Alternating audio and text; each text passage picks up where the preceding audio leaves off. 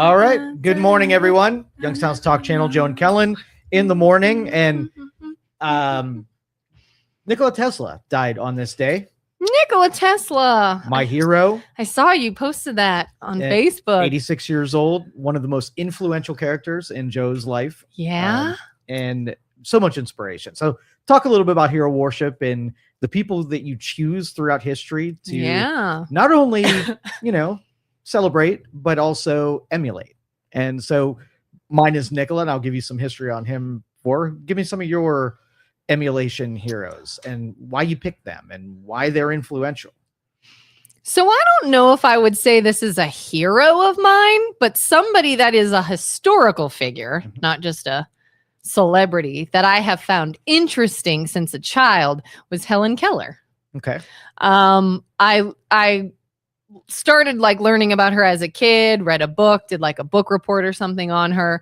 And it was just fascinating that someone could excel later in life and succeed and become so well known, minus their sight, minus their hearing, minus their ability to speak, having to learn everything in such a unique way, and then becoming so much more successful than some people that have all their senses and every opportunity. And it's just, I don't know if you know much about her or how she learned, but it's fascinating, I think. Nikola and Helen Keller are very similar in the perspective they bring to why you should be celebrating them. Yeah. Okay. Same with Einstein, same with Steve Jobs. And they all did one thing, a common accelerator of success, and is the shifting of paradigms and perspectives. Some forced, right? I don't think, anybody would deprive their senses to get different outlook on things and have to develop skills in other directions. Yeah. You had Nikola Tesla, who looked through his imagination and having things, Einstein was probably the most famous for telling you outwardly that this is how he was doing things. If I was riding on a train traveling at the speed of light, what would the world look like? Well, that's a paradigm shift because now you have different eyes on it. We're on purpose changing the world. Instead of looking at it through interpretive lens, the same information that everybody else has, you're looking and getting new information that nobody's even freaking looking at just by shifting a couple degrees on how you look at the world. Yeah. And I wonder, it would be so fascinating to sort of, experience, even temporarily experience things how they experienced it. And so what's the influence then? You have an appreciation, but what about influence? Yeah. I don't know. It's sort of just it kind of gives me this mindset of anytime you think something is just too hard or just unachievable or not worth pursuing or even trying, it's almost like one of these people that in the back of your mind, you're thinking or looking at you really? Really? Oh, that must be tough for you because I did it blind and deaf and unable to speak and unable to communicate. And all these things, it's sort of it gives you a perspective either to motivate, to keep you going, to influence you. And has it affected you? Do you plaster a poster of No, honestly, I don't think about her much until when you're complaining about something that's mundane that keeps you from getting to where you want to get to. You're like, Helen Keller wouldn't have given up. She would have not had sight. So yeah, anybody and anybody that has overcome something tremendous. I don't know if you know much about Temple Grandin and how her brain works. And there's been a movie that Claire Danes did that sort of was a visual representation of how Temple Grandin's mind worked and how different it was from maybe how a lot of other people's mind works. And you're like, man, that's a whole other perspective we don't even consider. And look what you can do with that. And it's interesting. Justin says, hear no evil, see no evil, speak no evil. And then Joe, didn't Trump's grandfather steal Tesla's documents that could have changed the world? So here's the deal. Okay. So I've read every accounting of the latter parts of Tesla's life. Okay. He started out very traditionally innovating products that exist, working things from his imagination, working with electricity, working with the magnetosphere. Really having a lot of practical utility uses for the sciences that he was dabbling. Later in life, he started dabbling in more idealistic things that didn't have a practical use, but he was experimenting. So the Wardenclyffe Towers, have you ever heard of that story? I think you told me about the swaying or something. No. This is he got funding to build a tower in New York. Okay, great big needle-looking thing. And his theory was that we harness the energies that are already surrounding us, the things that are in the atmosphere, the things that are in the ground, and being able to distribute electricity by just taking it. Okay, so the atmosphere protects us from all of these immense amount of energies, right? If the energies that came at us actually made it to the ground, we'd all be fried and dead. So the atmosphere protects us and distributes that energy and dumps it off at the poles and shifts it off to space. Well, Tesla was like, hey, it's already up there. Can we somehow get it from what's already here instead of having to generate it through fossil fuels, grab what's already naturally occurring in the atmosphere? Great in theory, right? And there was a lot of advancement that he made with focusing that energy in the form of early lasers or early particle beams, and a lot of usages that if you took a guy that was fascinated by the curiosities of what he could do, and then hand it over to people that could use it for their own, ends, which in the Industrial Revolution, that's where we were at. I mean, there were a lot of industrialists who were opportunists rather than scientists. So towards the end of his life, he had a lot of things that he was studying. Like if I had a laser beam that I can create, that would be a weapon of war that would be sharks with laser beams on their heads. Sure. And if you could basically get free energy and I could set up an antenna on my house and just capture what's flowing around me, I wouldn't need any power companies or, the guy that created the dynamos or having geothermal or electricity at the dam. Right. Yeah. So he was a disruptor, which meant that there were a lot of things that could have just disrupted commerce. So he had a lot of enemies that didn't want him to find half of the stuff that he was seeking for. Like, don't find natural ways that are remedies when we can sell you products. So if he basically he had an agreement when he was working with a banker, and there was a lot of players that we know today that were working between Thomas Edison and Nikola Tesla, who were kind of rivals. Like they didn't like each other too much. Yeah. And the financiers at the time that were bankrolling all of these advancements, one was friends with Tesla and one was friends with Edison. And the one that was friends with Tesla, he had an agreement with a licensing agreement to produce the technology that would make the power generation that was competing against Edison. And there were hard times in that industry, and he ripped up his royalties from developing the technology. So he could have been trillions of dollars deep if those royalties would have been. But he rescued somebody who believed in him and gave up all financial, right? Wow. So then this dude, Tesla was now broke and destitute and had no money. So this dude put him up in a hotel room for the latter parts of his life. So he lived in a hotel room for the rest of his life, fell in love with a pigeon, did more of the imaginative research. And fell in love with a pigeon. Fell in love. It's not just glazed past that. Fell in love with a pigeon.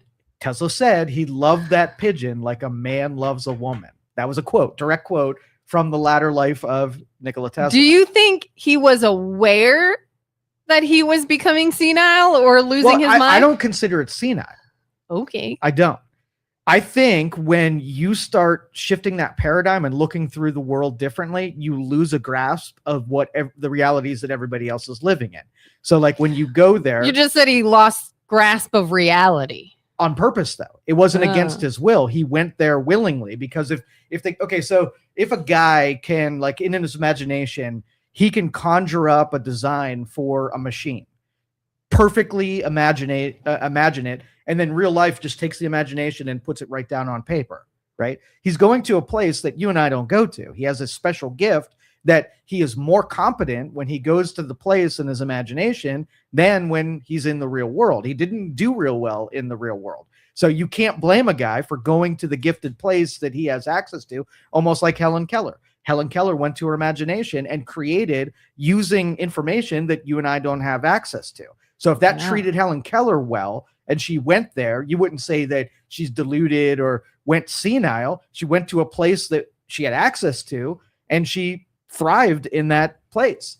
His love for a pigeon doesn't deprive you of anything. I mean, are you trying to say that human relations are better than pigeon relations? Is that what you're throwing out there? Yes. Yes. Now, But- I guess the eventual bloodline was a little bit, of a sacrifice. Yeah, I mean that. Listen, we could. I was just gonna say, Dude, I was just gonna say we could discuss the difficulties in the physical relationship and how that would work. It doesn't have to be about sex. You could have a relationship with a pigeon without going to sex. Listen, I'm just wondering if he knew that was unusual. Only unusual in comparison, and his job So wasn't to. yes. What? Did he know? Was he like, Doesn't matter. This is really probably socially different. If I fell in love with my AI girlfriend, wouldn't be you. First of all, I would not at all be shocked Okay. or surprised. But you would try to convince me, but you can't touch her. And I'd be like, it's not about I think you physical were touch. weird. That's Dur. fine. That's fine. Then That's fine. you already. If you take what he was able to create, even if he went to that fantastical imagination land, in comparison to the utility of normies who don't ever go there, I'm going to say that he beat you. He beat most people.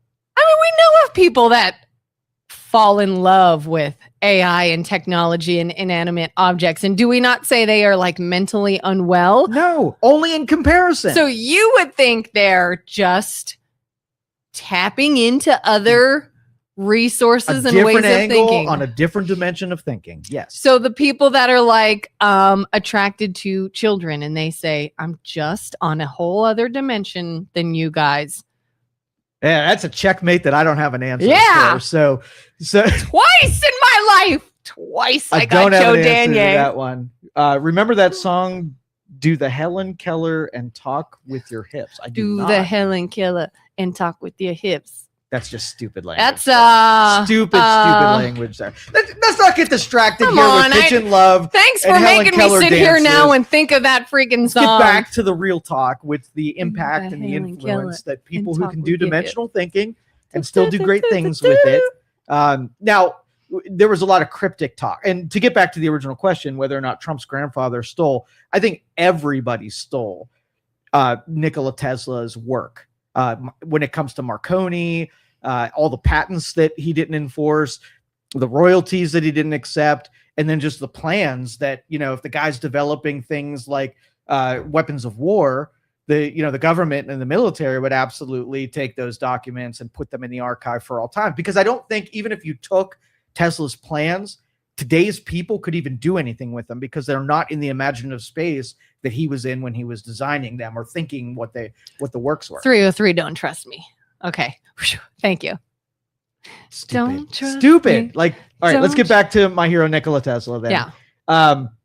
So anyway, the influences of people like Steve Jobs. And when you study these people, if you really want to take aim at what they did wrong, like fall in love with a pigeon or be a dominating, what did he call himself? Thought you were going to say be a dominatrix. No, not a dominator. Maybe. I don't know. I don't know how that. No judgment. expressed. Judgment-free zone. But anyway, none of them.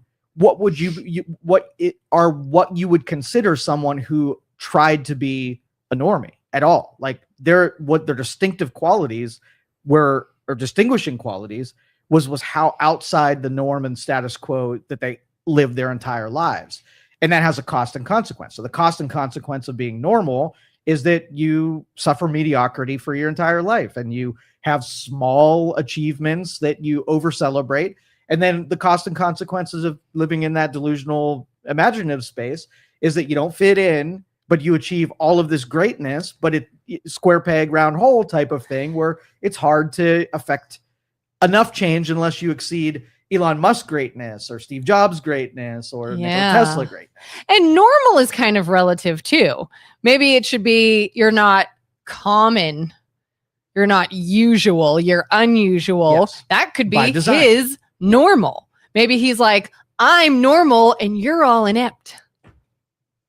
Could be how he sees things. Yeah. And once you get that perspective, in Idiocracy, a quote from Idiocracy, do you think Einstein walked around saying these people were a bunch of dumb shits? And I bet you that has a lot of wisdom in it that once you achieve that level, you can't even communicate with other people because they're talking about what they ate for breakfast and you're talking about harnessing energy from the magnetosphere.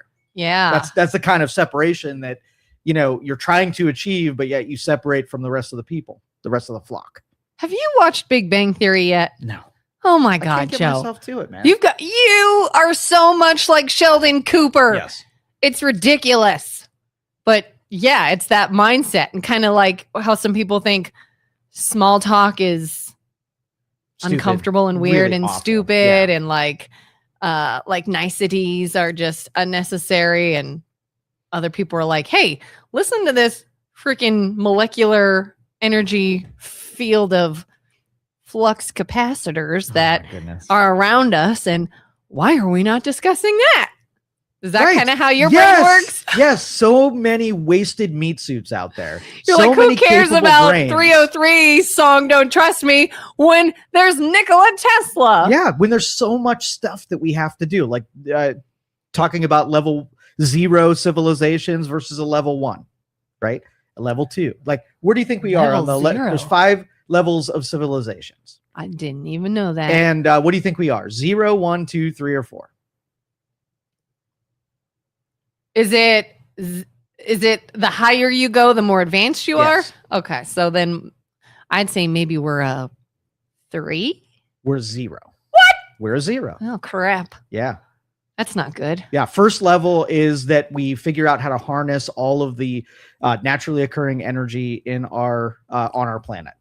Wind, geothermal, solar, magnetic, everything that there is to harness. We have an efficiency rate on harnessing energy near 100%.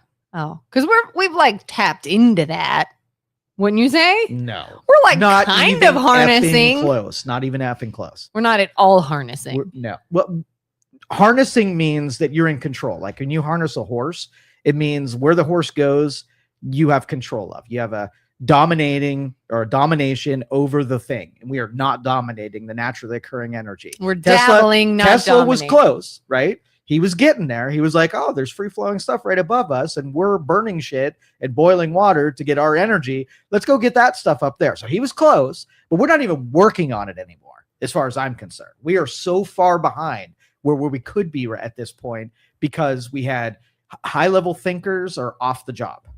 And we have low level thinkers who are at the controls. So my normie brain is visualizing. This weekend, the Truman Show was on. Have you ever seen that with Jim Carrey? Yeah. So in that movie, if anyone for some reason hasn't seen the Truman Show, his entire world is controlled. Yeah. Are you saying almost to that it was meant to be like a movie set, but to that level where we affect the weather, we affect the sunrise, we affect Not everything? I'm not saying on the other side. I'm saying there is naturally occurring energy, thermal energy, magnetic energy. There's photons. There's all kind of things that are usable energies. And harnessing them means that when you get a photon, you find the most amount of efficiency to turn it into usable energy here, whether or not it's heating homes or powering the electric grid or running computers or whatever. Because again, I mean, we use things like solar energy, and we do what's it called when we can like make it rain?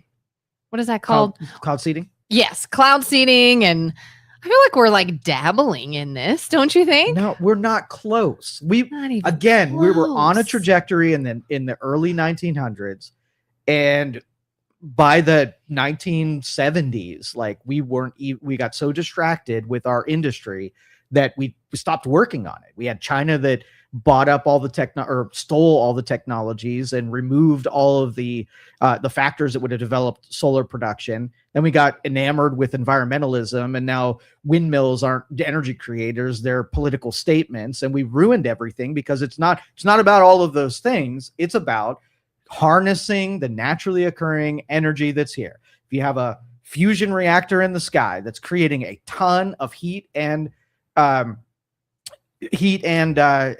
electrical energy, solar energy, and when it makes it here, our planet is diffusing that energy, so it's hard to collect it. It's spreading it out and separating it so we don't die. Yeah, right. I would say by design. Yeah. And then we were like, oh, well, up there we can get to it, but since we're down here, we can't get to it. you ever see the space elevator theories? I don't think so. Okay. So if you get above our atmosphere, then you could start doing with things in space. Rocket launches are expensive because we got to have a immense amount of combustion to be able to get out. Earth's atmosphere is pretty rough, right? Yeah. And so that's the expensive part of getting out into space where you're close enough to the sun to start harvesting its energy. So space elevator was like, let's put a tether. Let's put this base on the ground, big concrete base, and some kind of tether and fly it up past the atmosphere and put a counterweight out there, right? Yeah. And so you have this thing that's suspended in air, and the counterweight in space is basically keeping the tether taut. And so you have this thing that's spinning around at the same cycle of the Earth. Now you can start using the tether to ascend above the atmosphere. And then you start building solar panels that are above that. And instead of getting diffused light, you're getting straight above the atmosphere light. And you can do a lot more with the energy and pipe it down through that tether. So that's why I see things, if we should have had that already, because that's very analog. It's not using lasers, and it's not using, projecting the energy down using satellites or anything like that. Now we're beyond that. We didn't do that. I said we don't have this? We don't have that. But the fear was that if you had instability and you had this tether, and let's just say it went unstable, now you have this huge tether that's wildly slapping against the Earth and destroying things and people, and nobody wanted that out. So now we're going to have this these satellites that are around Earth, put some solar panels on them, and use lasers to be able to take the concentrated collected energy and beam it down to receiving stations that are on the ground. And now you don't have the inefficiencies of our atmosphere that break up all that energy. So that is today's version of the space elevator. We got to get above the clouds, above the atmosphere to harness some of that stuff that's already hitting the Earth. And we already got a ton of satellites up there. Might as well use them to focus energy down to the ground. Do you think that some people more than others can utilize, affect, interact with somehow energy here, like energy around us and things of that nature? Like, it's going to be a silly question. Yeah. Have you heard of when people say, like, harness your chi? Yeah. What is your chi exactly? It's the same thing we were talking about with Tesla. When you break out of the normal perceptions and change the angle, there's information out there that you won't be able to see because it's subtle and quiet. And there are people that can go to those imaginative places and collect information that you don't have. So when you take Helen Keller and say, well, she didn't have visual information, she didn't have auditory information, how did she construct things? She had access to information that was quieter, but she didn't have the distractions of the loud audio and visual information. She was able to see and harness information that you and I don't. It's not that we don't have access to it. It's our lives and our world are too bright and shiny in order to pay attention to the quieter things that Helen Keller had access to. It's the same thing. I keep, I need to go back actually and look at this. I can't even remember what it's called, but I know I've told you about this before.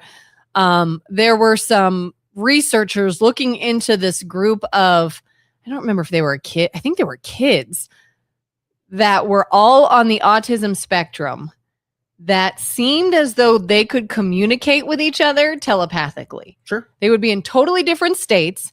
They had even something, it was called like the meetup or something. It was almost described as like a invisible chat room that they could all tap into from different states, different parts of the country, and tell other people what someone else was saying or thinking or doing, and with accuracy. Yeah.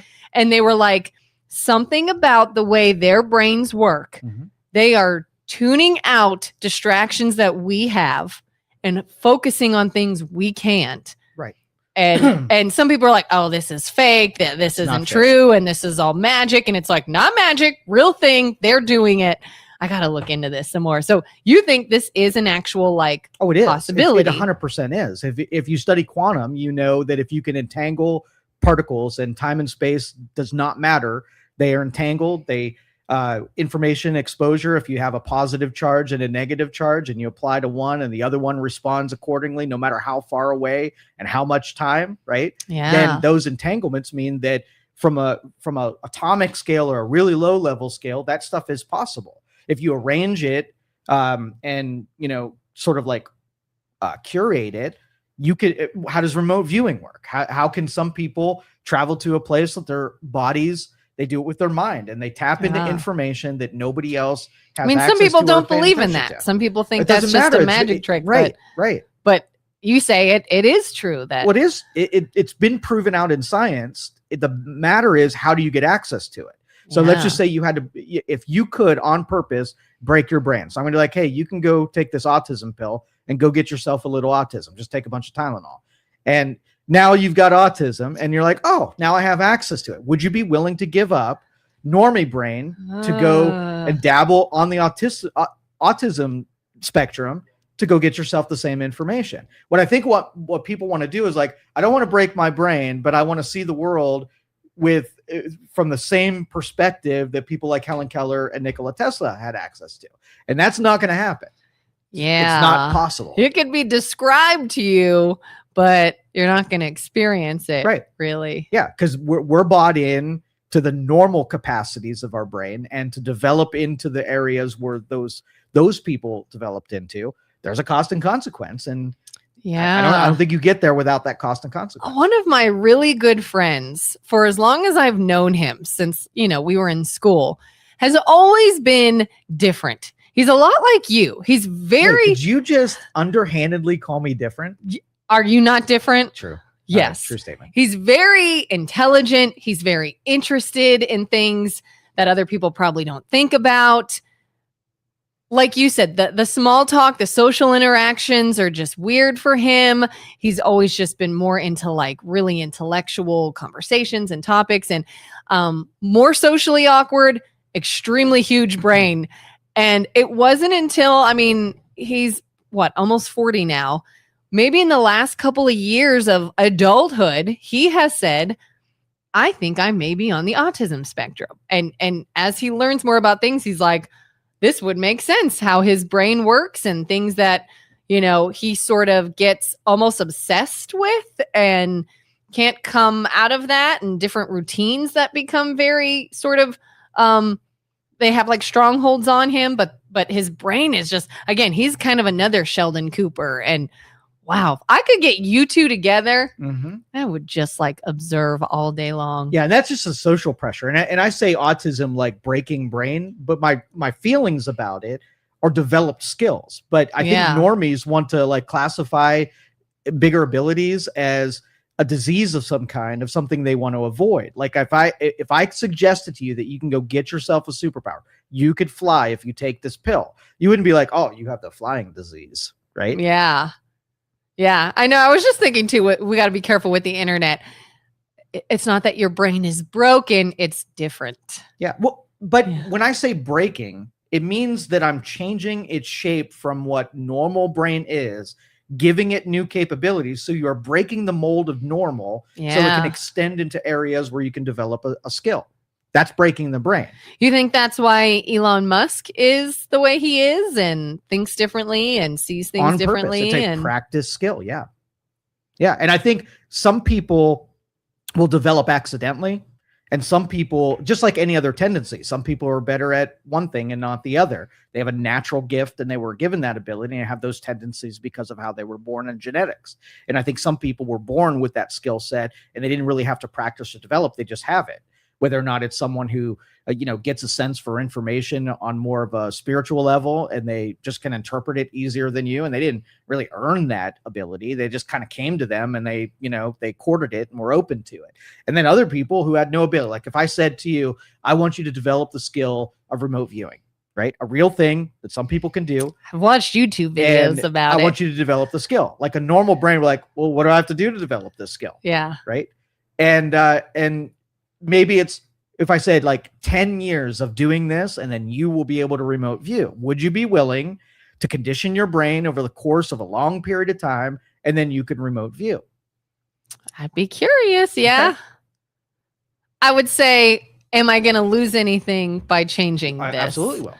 Yeah. And it would have to be, what am I going to lose versus so it's got to be reserved gain? For the people who have, parallel abilities with somewhat normal abilities, so that whatever they do, like if I went in and started telling you about my remote viewing, right, and I'm telling you it's authentic, I've been there, whatever, how much skepticism would you have in other people? You'd be a little bit more open than normal people, but I would be I'd an be insane curious. person, right? Yeah.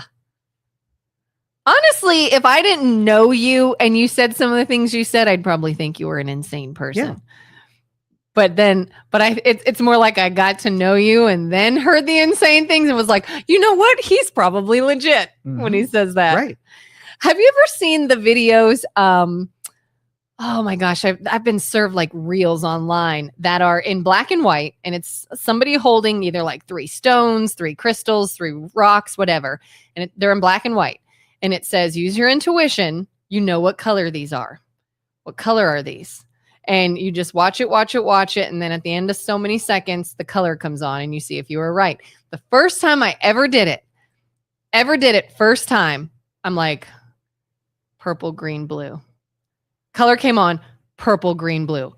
3 for 3. And I went, holy shit. And never got it right again. Just that one time. Coincidence? Yes. Or did I use my intuition? Okay. So let me explain the access of information to you. Because this is sort of like on a very primitive level, but it's the same thing.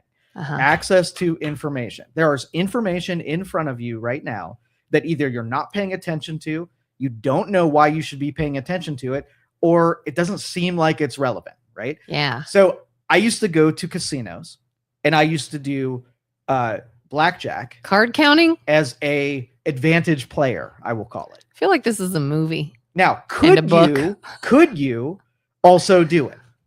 No. And you would say, yes, you totally could. Okay, maybe. Through a practice, you could do it. So you see the movie 21? Is that the movie I'm thinking of? Yeah. I never saw it, but I've heard of it. Okay. So a bunch of college kids that are really good at math. Yeah. Right? They bring them in front of a deck of cards and they practice getting their brain on a subconscious level to pay attention to information that's right in front of them.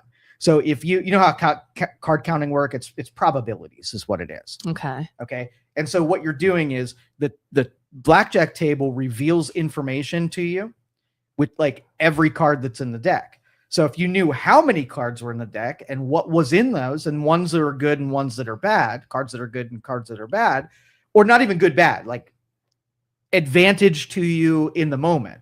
So if you need a low card and you know there's a high probability that there's a lot of low cards, you know that you're likely to get a low card, or vice versa. If a high card helps you, that it's the same thing.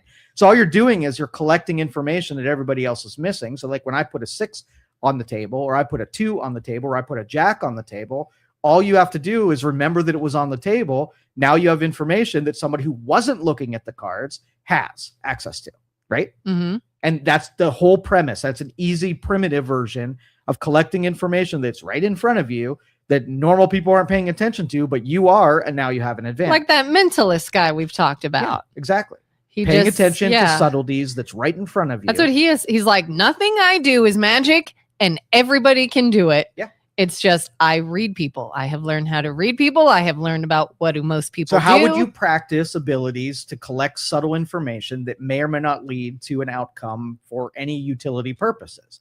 So my kid invented a couple of card games, memorization games. And basically, in 21, they took a deck of cards and they went boom, boom, boom, boom, boom. What's your count?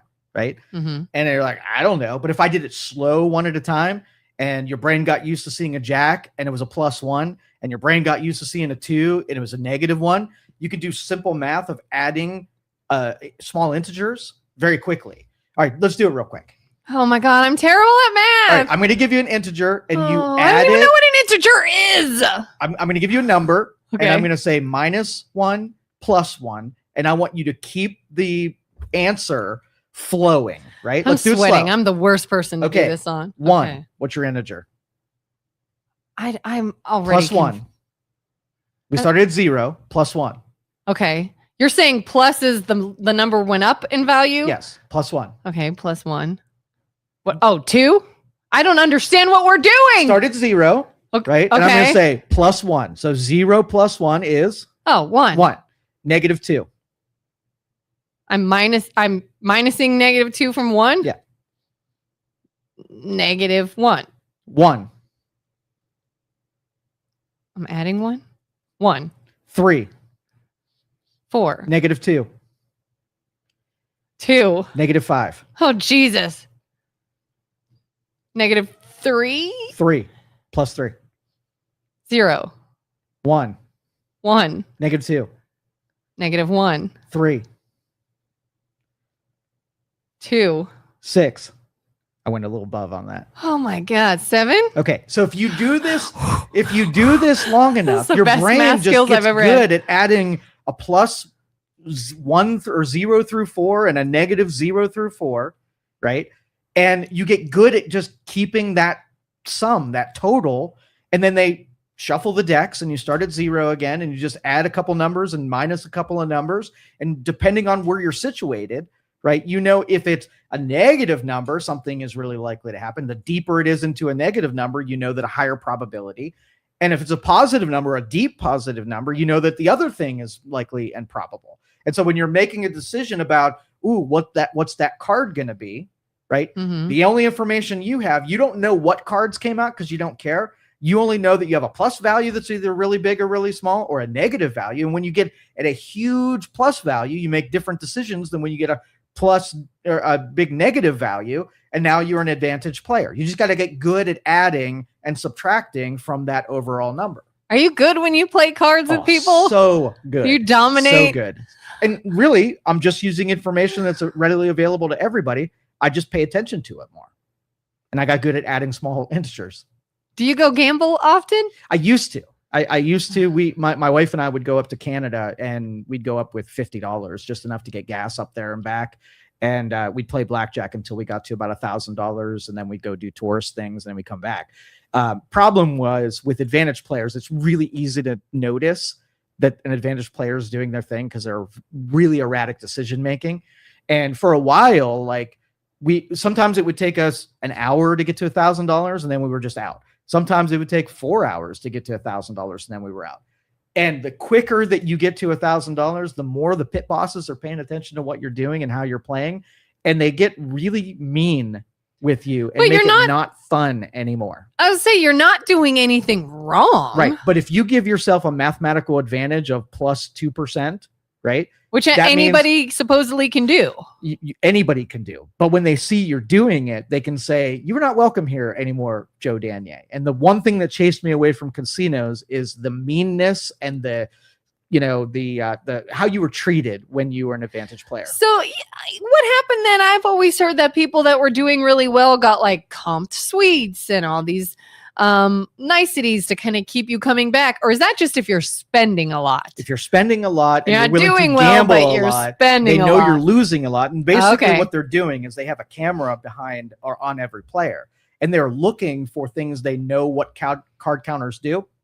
And they're looking for you to do that, right? How you bet your chips, if you're making dumb decisions that your typical, like they actually have a published card that tells you what to do in certain circumstances. So like if you hit on a 16 in a certain circumstance, that's regular. But if you're like, you don't hit on a 16, that's irregular. And you put so many irregular things happen in conjunction with them panning out for you, right? Then you know that that person is probably playing off a different script, and they can dispatch you and say, you're not welcome here anymore. And that happened to me a lot. It's got to at least make you feel good that you're that like, I could go work a casino game. I'm too smart for you losers. Yeah. Well, and I like to gamble for fun, and there's a rush to being able to win. But when you're in adversarial territory where there's people trying to disrupt you and trying to interrupt the game and trying to throw comments, it takes you off of the counting. Like 50 They're doing that on 1. purpose, right? Because they don't want to lose money to a guy that, like a vending machine, can go to a casino and make $1,000 and leave. They don't want that. I'm not your. That's market. why, you don't go and play like carnival games, is everything is stacked against you. Right. They're going to do everything they can to not let you win. So your brain is like, I'm going to get one over on these people, and my brain's like, not even doing it. Yeah. But it broke me to a certain point where even there are times where I throw a game, like I'm playing cards with a bunch of people, and I know that I'm just going to dominate, and I don't want to just dominate because nobody will ever play the game with me. So I will actually do dumb things on purpose to let somebody else win. just so that, I know I could win, but I don't want to because I want to still be agreeable and people will still come to the card table. Like you could be like, this is kind of a lower round. I'm not going to be out a lot, so I won't win. But when it's a lot, I'm winning. It's no fun. Unless there's money involved. But I have nightmares about gambling. Nightmares. So this was one. So I had this superpower where I could freeze time for 5 minutes. I hit a little pendant, time gets frozen for 5 minutes. And I was thinking all the scenarios, how I could best financially improve my situation with that 5 minutes, robbing banks and ripping off casinos and doing all kinds of illegal stuff and how I would use it. I'm thinking, what can I do good? How can I use this 5 minute good? Well, that's good. And I always end up in the casino, right? And here's my deal. Where I hit the 5 minute thing. They call that a gambling problem. I hit the button for 5 minutes and I go around to all of the tables and I skim $1,000 chips, right? But now I have this pocket full of $1,000 chips and I got to launder this into the real world, because if I just go to the gate and say, here's my $1,000 chips, give me my cash, convert it, they're like, oh, missing $1,000 chips.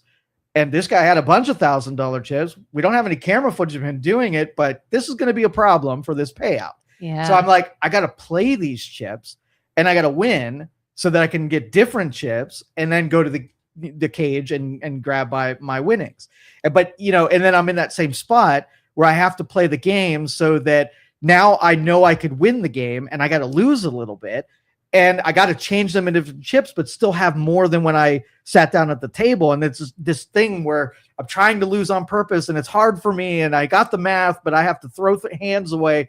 And I don't know. This is a torturous Even dream. your dreams are cooler than everyone else's. You could make a movie about that, right? Last night, I had a dream that I have fairly often, that I am stuck in this endless, enormous parking deck looking for my car. And there's multiple levels and I can't get out. And the only difference last night is RFK Jr. was there. Oh. That was it. We were looking for our cars. Yeah, dream cooler. Like that's my... I know! I don't have cool dreams like that. Okay.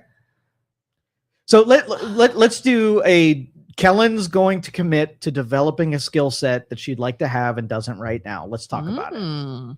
Okay. And something really cool. That's possible. Like remote viewing or telepathy or... anything that's possible. I don't know. Remote viewing would be cool. Okay. You're up for remote viewing? What would you do with it? I was going to say, what can you do with this? Is this something like you just sort of know where something is? Or can it be like I'm actively watching events unfold? Well, again, put it through Joe's lens here. Mm-hmm. There is information that is only not in your head right now because you are using the primary function of your senses. And that information is not available because your primary senses can't give you that information. So you have to develop things that aren't part of the analog primitive senses that you depend on. That's step one. Oh, that's all? Yeah. Okay. And all of the people who do this use their imaginative faculties to go to the information, using your brain to connect with the frequency and vibration of where that information is, using perceptions that you don't have right now. I've heard the military does this. They do. Very effectively. And in the video, I remember seeing one video about it. It was like a beginning kind of, here's how you can practice. And it was somebody put something in a box and you didn't see it. Here's a box. You can't see through the box. The only information you are given is how big the box is. Tell me what's in this box. And it was like all this thing about quieting your mind and I guess using what you already know, at least the size of the object, and tell me what's in the box. And I can't do it. But do you think you could do it? Oh, if I wanted to, I could. Absolutely. Really? Yeah. If I put something in a box and you didn't see it go in there, you could tell me what I put in there. I have not practiced or developed the skill, but I know that I could because I know what I would practice. Yeah, it would take a while. Like, this is not a naturally gifted thing that I have, but I know I can develop it. What would you do? What skill would you want to develop? I don't know. I think I'm working on all the ones I really want to. Like what? It's Fight Club. right? You know what the rule of Fight Club is?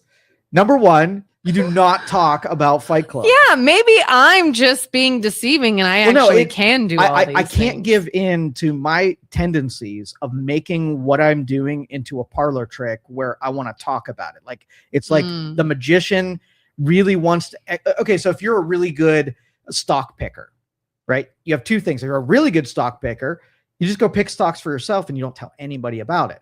The people who are like, I'm a really good stock picker, and tell everybody about your stock picking, I have cynicism on that person, because if you're really good at it, you would just go do it instead of tell people about your doing it. And I know the addiction to either other people being fascinated with it. Like, did you give a charitable donation so that people would pay attention to you? Or did you give the donation because that's what you wanted to do? Well, I don't trust that I wouldn't do it just for the acknowledgement. So I don't do it whatsoever. And I just give the donation, tell nobody about it. I kind of just did though.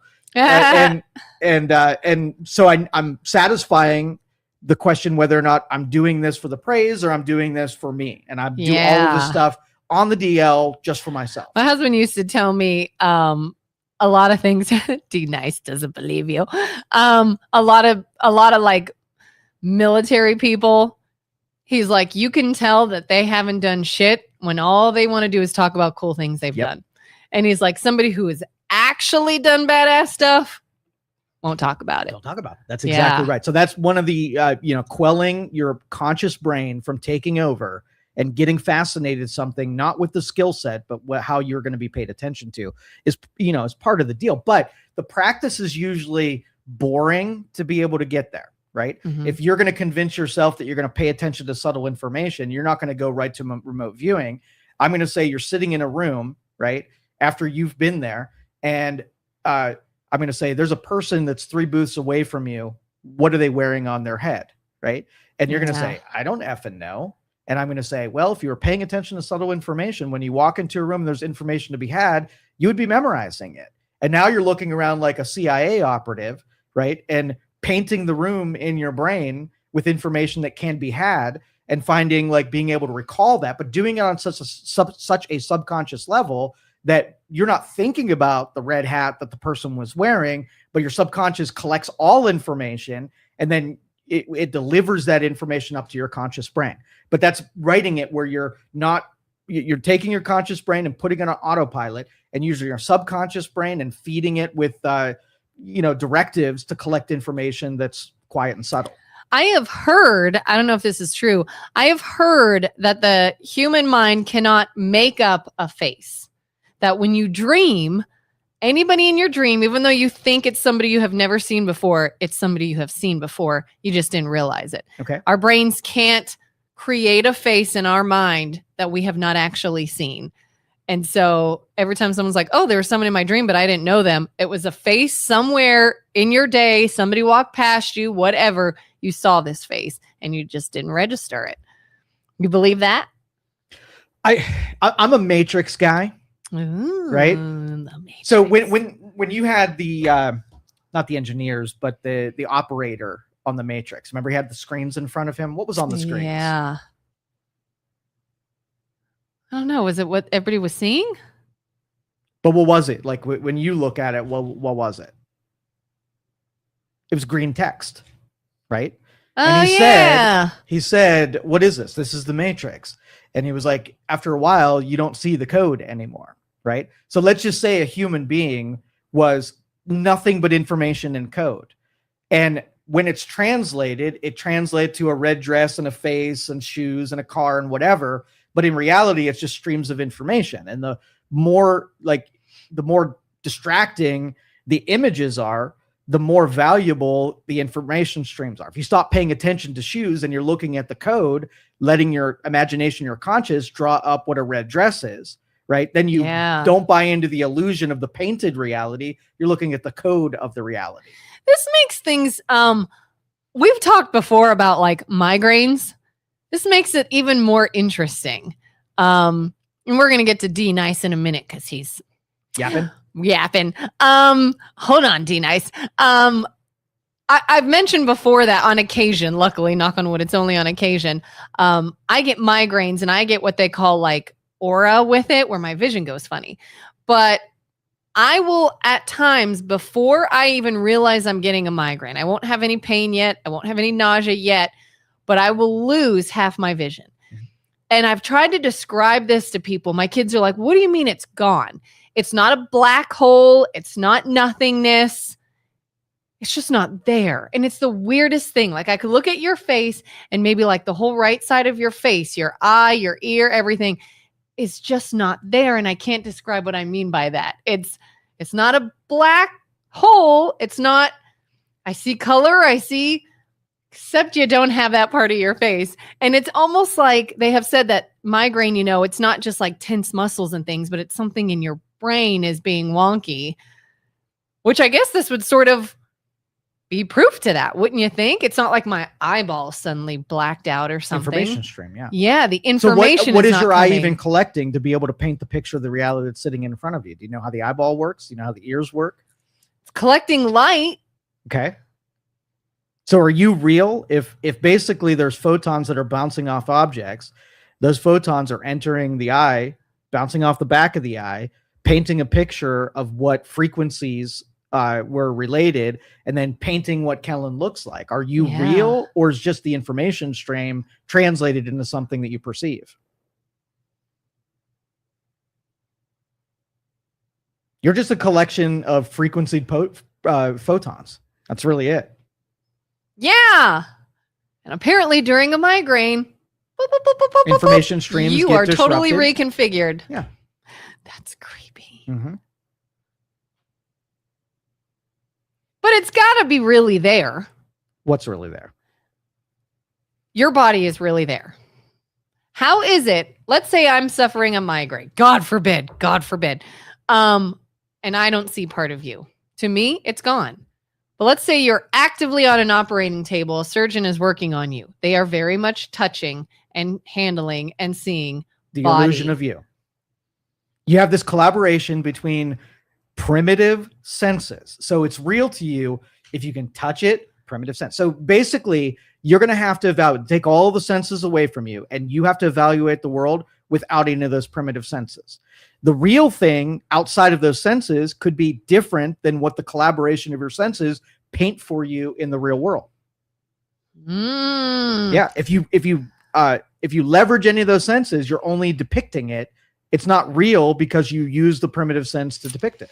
I like in The Matrix when he goes to see the Oracle and she's like, don't worry about the vase. What vase? And then he crashes a vase and she's like, how'd you know that? And she's like, real question is would you have still broken it had I not said anything? Anywho, D Nice doesn't believe you. He says, instead of doing it, I just say I can and require you to trust me on that. I think he was talking about things you said you can do. Oh yeah. It's never been my, purpose to convince anybody, right, that their mediocrity needs to be elevated. I only work with people who get some kind of lightning strike. They get a sense for there's more to be done. Like those are the people that are easy to work with. Cynics and critics, I don't give a shit. I don't care. This ability is mine. These developed abilities are people who are open to it. Everybody who isn't, I don't give a shit. I don't. I'm open to it. Yeah. I want to see some cool stuff. All right.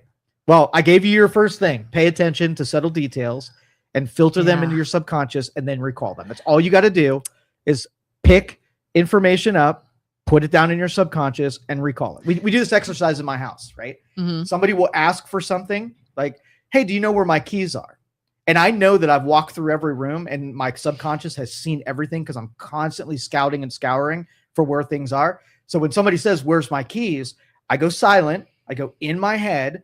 I walk back through everything that I've seen. And I said, check on the blah, blah, blah. And they're like blown away that I was able to recall something. And I didn't know where the keys were until that question was asked.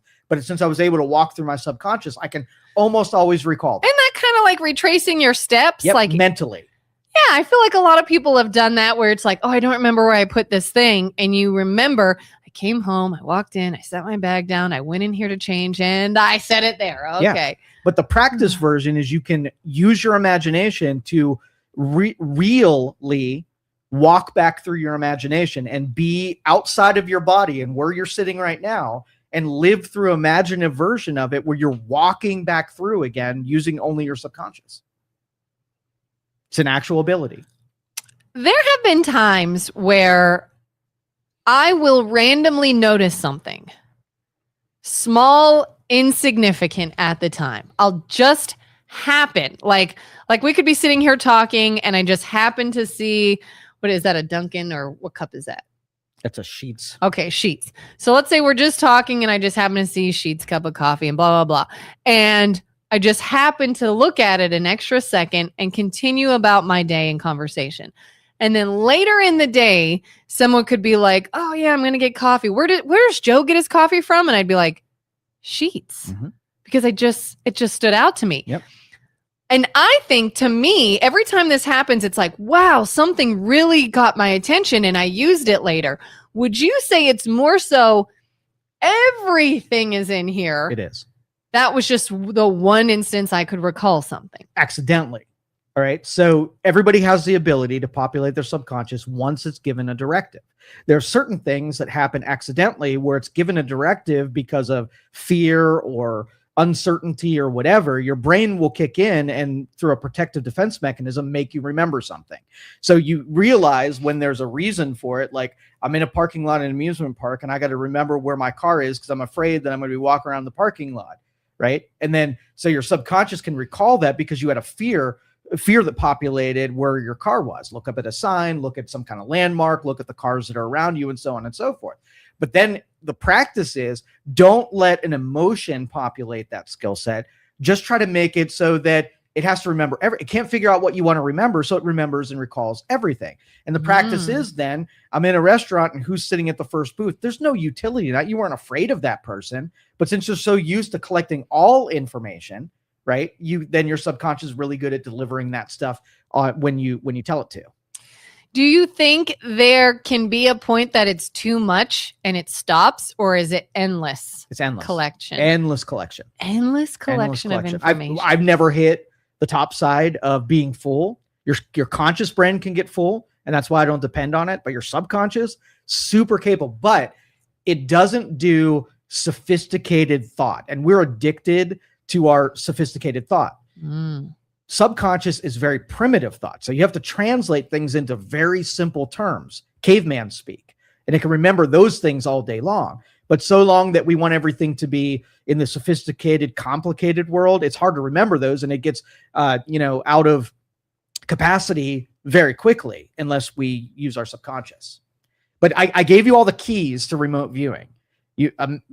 Wandering through your imagination to make recollections about information that you've been, exposed to, because the more advanced version of that is gather information through your imagination of things that you have not been exposed to.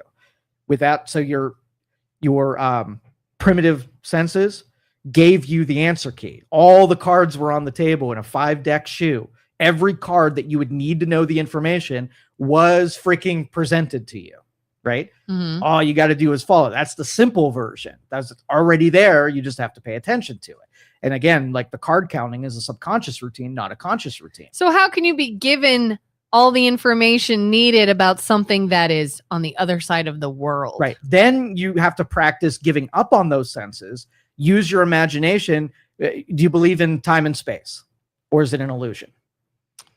I mean, I did until I met you and you said it's an illusion. And now I'm like, it is an illusion. So if science says that those two things only exist when you are playing a linear timetable, like you are walking out on the line where you believe in time and you believe in space.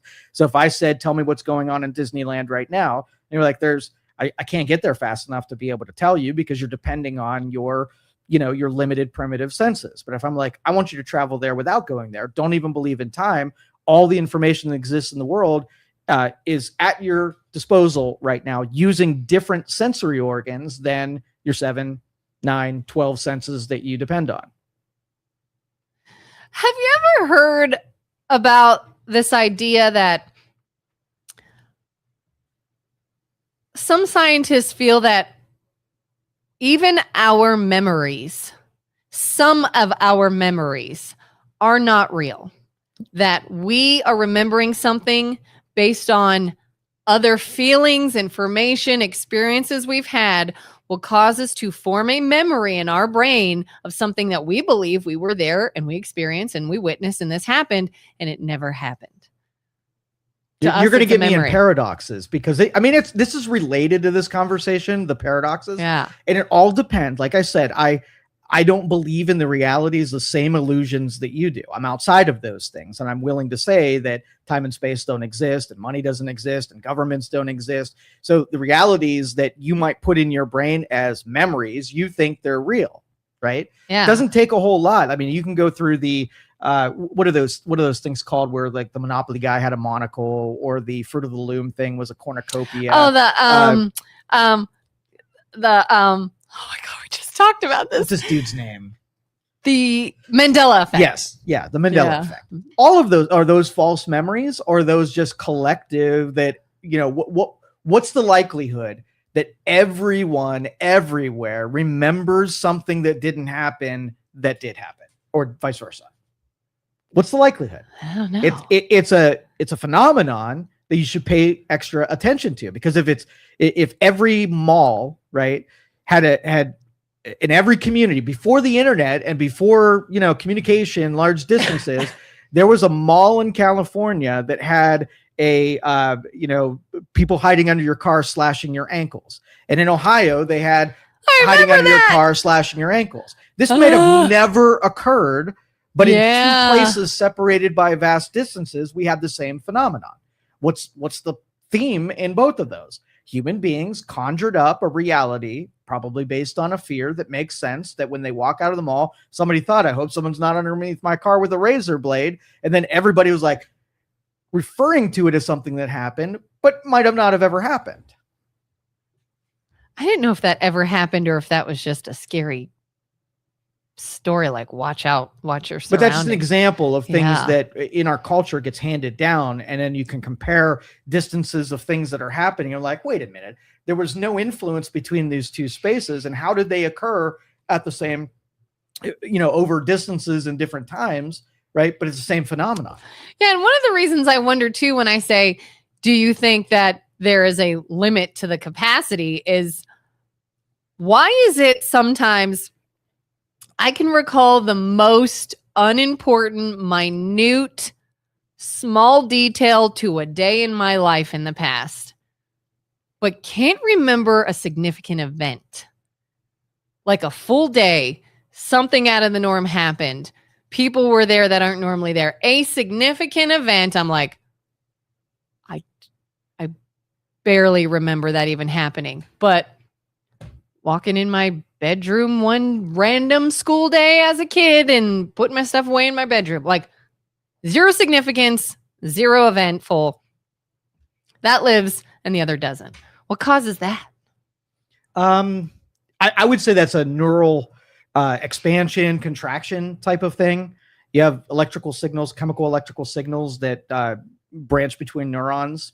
And when you develop and use these, they get really strong, close together, and easy to transmit. And the ones that you don't use kind of separate, and the energy is used in other departments. So when you develop it, you're basically taking branches of your neurons, and you're allowing them to sort of like go away because they're underutilized. I wondered too if it could have even been physical factors at the time. Like, for example, there was a Christmas years ago that my family always talks about, because they find it so funny at how much it related to Ralphie's family in A Christmas Story, where I was living in Georgia. We had family visiting us for Christmas, and the turkey was still frozen and we couldn't eat it. And we went out to eat for Christmas to a Chinese restaurant.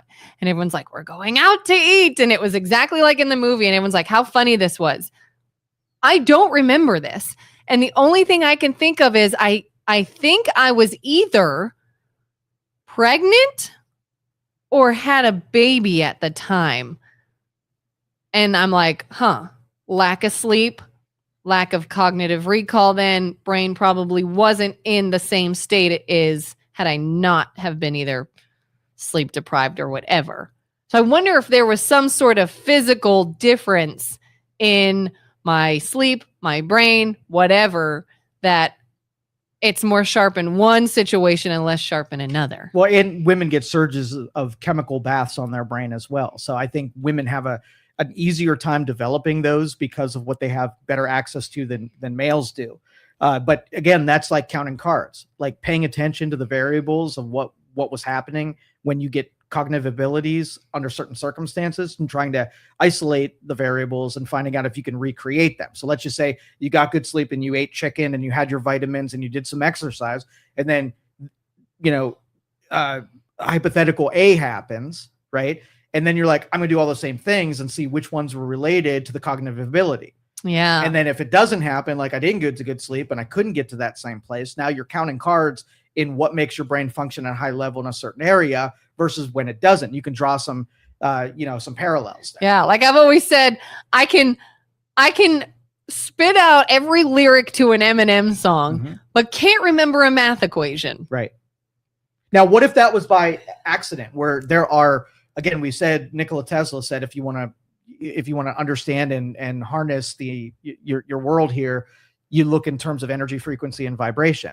What do you think sounds are? Sounds are frequencies, right? Yeah. What if there is a certain frequency that is tied with higher cognitive ability? And then you listen to a song, and what you drop in, you're like, okay, I put this frequency where my brain opens up, it gets bathed with chemicals that are ready to receive. And then what was the song here? And you drop in the lyrics to a freaking song, and your brain's like, yep, she might want to remember that. You're like, the hips and the whatever comes out. Do the hill and kill, I would be like, and talk if with you your had hip. the ability that you could open up a channel of your brain and deliver anything to it, why would you pick a lyric to a song, right? Because to me, that's enjoyable. Okay. There is supposedly music out there, or frequencies, or music made out of frequencies that are meant to open your pineal gland. Pineal gland. Yeah. Do you think that's true? Oh, yeah. That listening to this music somehow affects your brain and your head. In meditative state, pineal gland, it opens up all of your brain, not just that. I mean, a lot of people who are seeking the supernatural and that cognitive ability where they can connect with hokey stuff, they go after the pineal gland, right? But it's all over the brain. Is it hokey as in not real, or is it real?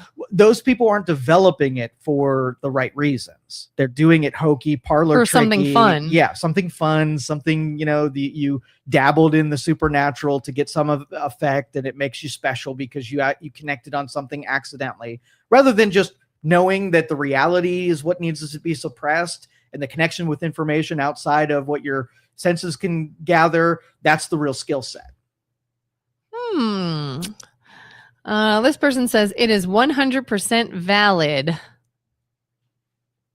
I don't know if he means maybe the music or the frequency, or is that what's valid?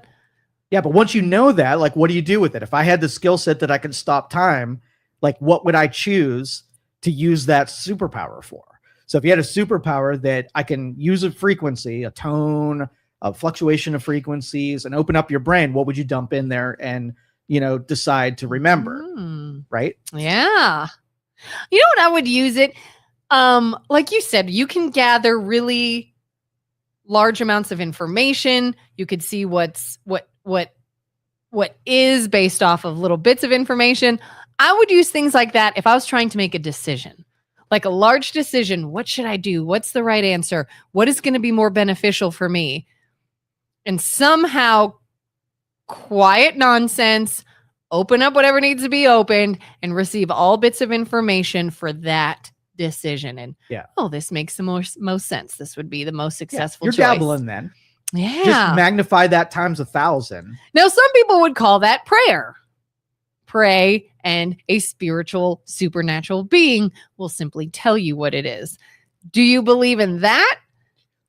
Is that different? And that, when we had our earlier versions of ourselves, we looked up at the sky and tried to understand what the real world was all about. And we found little shortcuts to be able to tap into information, whatever. That was like the onset of getting developed in those areas. The problem is it kind of got lazy, and we didn't understand what we were really dabbling in. And we made it into a parlor trick rather than saying, all right, when I calm my mind and I don't think about thoughts and I open myself to a quieter voice, whatever, I hear information and I get a sense for information. Yeah. But then you go super quick and make something else responsible for something that you are doing and you can replicate over and over again. That's the difference. Well, and I think too that it can sort of go hand in hand.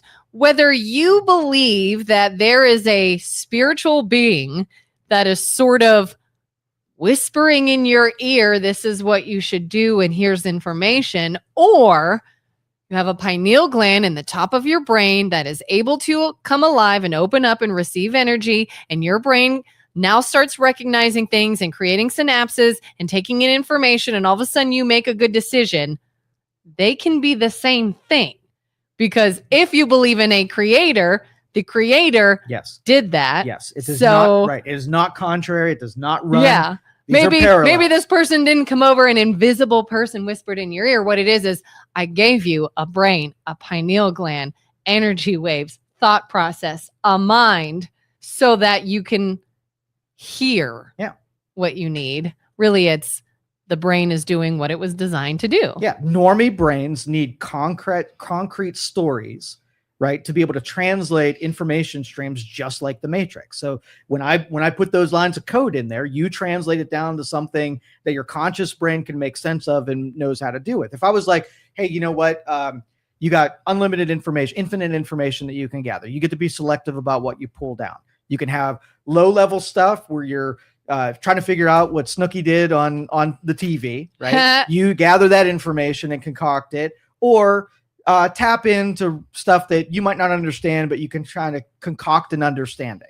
So what we're likely to do is we're likely to, take in other people's translations of what they saw and what is, just so we don't have to do the heavy lifting and, reinvent the wheel when it comes to understanding what God is or what the universe is or what the illusion of perception and reality is. I want to go to the low-level normie stuff where I just want to make sense of things that are more concrete.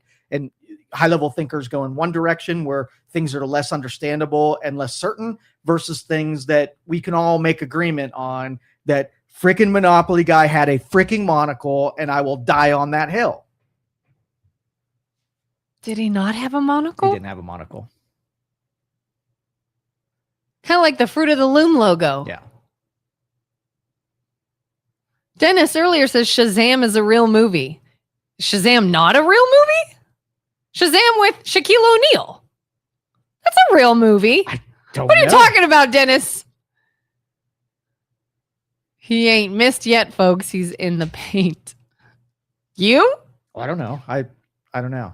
But anyway, man, we went long on that. How the hell did I like going to crazy Nikola town. Tesla did to me today? I like going to crazy town. Why is he not even facing us? He should face us. Maybe someone doesn't like him. Yeah. I like Nikola Tesla. Okay. But the long and short of Nikola Tesla, I have read biographies and every storyline from every, major personality that I took interest in. Political leaders, industrial leaders, science leaders, whatever. And if you want to look into their past and be critical of how they lived their lives or what they did, you totally can. There's not a superhuman person that lived during any of those eras. So if Edison or Carnegie or Tesla had any, idiosyncrasies or bad behaviors, or they did some wrong things, you could either say they were a terrible person, or you could say, man, they did some amazing stuff in spite of being just a person. Yeah, in fact, it was interesting because I saw when you posted about that, the Nikola Tesla post, and you would share that, he died penniless and in love with a pigeon and all this stuff. Knowing that you sort of look up to him and can appreciate and respect him, but also knowing you're an entrepreneur with that entrepreneurial mindset. And I think you're focused on success, making money, utilizing your brain and your skills and creating things. Would you then say you would not at all want to end up like Nikola Tesla did? Or do you think there could still be virtue in being that entrepreneur who eventually dies? Well, and that's why we started us off with hero worship. It's taking a person, knowing that they're going to be incomplete, taking an element of influence from them, using that element and not accepting the whole Jesus thing. I don't want to be just like Nikola Tesla. There's some things that don't interest me. And there's some cautionary tales about things that Thomas Edison did wrong or Henry Ford did wrong. And I can either say, well, Henry Ford, he was overt racist, hated Jewish people, right? And Is that true? Yeah. Oh, didn't know that. And or he took the manufacturing process and dominated in it and created an entire industry around his vision. Okay, so I have choice. I could pick either he was a rabid racist or that he was really smart in this one area. I could either say he was a failed person, so I'm going to learn anything from him. Like you could say Elon Musk really onto something here, but I also don't want a bunch of kids with multiple women. Yeah. Wouldn't do that. Well, whatever it is, you take that slice of what they do really well and you assemble all of the good, virtuous things from them. And you don't have to accept or take any of the failings from them. So do you think if I wanted to truly emulate Nikola Tesla and I develop my imagination where I can create things in my mind before creating them in real person, that's what I was focused on. You're like, but you're going to marry a pigeon. I'm like, not convinced that that's going to happen because I got Carnegie elements. I've got Edison elements. I got Ford elements. I got Musk elements. I got all of these people. But by the way, this is going to be a little concerning. Oh, I have meetings with these people in the morning, by the way, during my meditative state. I have portraits of them on my wall and I have meetings where I ask them specific things about, what I should do and what they would do. And so these board meetings of my favorite people throughout history, coach me every morning. Is that at all like idolatry? No. Okay. No, they consult with me. I'm tapping in to brains that aren't alive anymore, most of them, right? And they tell me things. I'm gathering information on how what they would do and how they would believe they are communicating with you? I do. Or do you believe you are opening up your senses and your thought process and you're clearing your mind and you're getting information that you know about them in a what would they do moment? No, I am tapping into their information when time and space is not an illusion that I'm bought into. I can tap into a Thomas Edison like he were in the room because he's really not dead. His information is still part of the universe, the life that he lived, the history that he made, the things that he created. I can tap into that information stream and grab some of it, stuff that I didn't even know about. So kind of like the mind is not something you can touch. So why couldn't it still exist if the body is gone? Right.